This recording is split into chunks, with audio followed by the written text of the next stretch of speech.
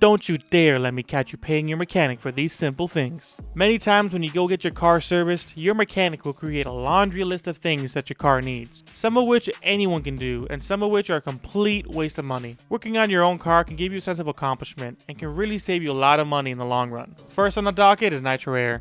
I've said it before, and I'll never stop saying it. Stop spending your hard-earned money on having 22% more nitrogen in your tires. What's your whole spiel with NitroFill? Pure nitrogen-filled tires don't deflate nearly as much as regular air. They will swear up and down that you will get better gas mileage and wear your tires less, but that's only because your tires are not dropping in tire pressure. But the fact of the matter is, any car past 2006 will have a tire pressure monitoring system in it.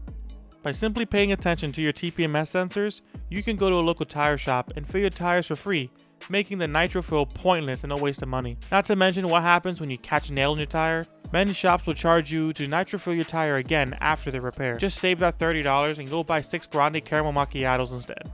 You know what else you shouldn't pay your mechanics for?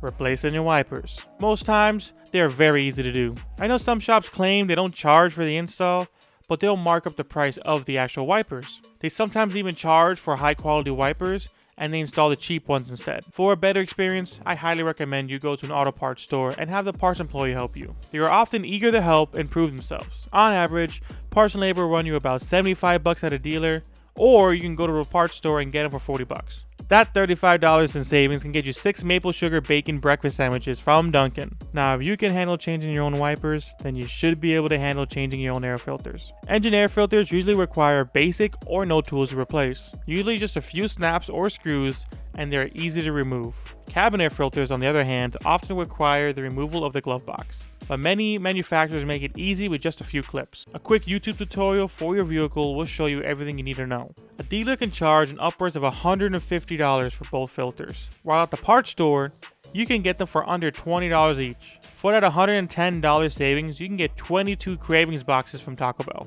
With all the tips in this video, you can save upwards of $185. And if you lazy millennials will stop spending all your money on avocados, you too can afford a Learjet. But remember y'all, stay broke, they be creepin'.